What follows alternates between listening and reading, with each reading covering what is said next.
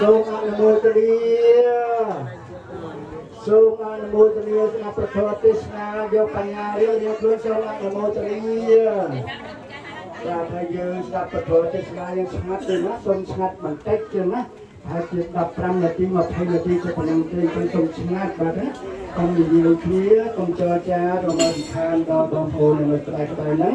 ហើយយើងស្ដាប់ទាំងអស់គ្នាបាទដើម្បីបើកាលណាយើងស្ដាប់ចិត្តយើងយល់បាទណាបើកាលណាយើងបានស្ដាប់អត់យល់ទេគឺឲ្យយកទៅប្រមាណគ្រាក៏មិនយល់ដែរអញ្ចឹងយើងគឺសូមស្ដាប់ទៅមកគ្រាយល់ទៅដល់ចា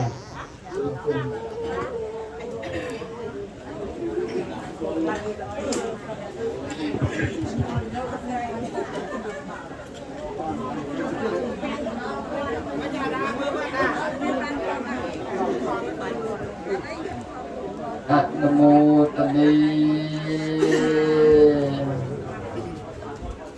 ធម្មសវនកាឡោអយមភតន្តាបពិតលោកអ្នកសប្បុរសទាំងឡាយពេលនេះជាពេលគួរនឹងស្ដាប់នៅព្រះធម៌សូមអនុមោទនីសូសាសូសាំងលភតិបញ្ញការស្ដាប់ធម៌ដោយគោរពរមែងបាននៅបញ្ញាសូមអនុមោទនី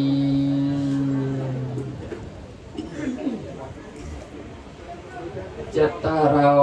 ធម្មីវត្តហន្តិអាយុវណោសុខੰពលំ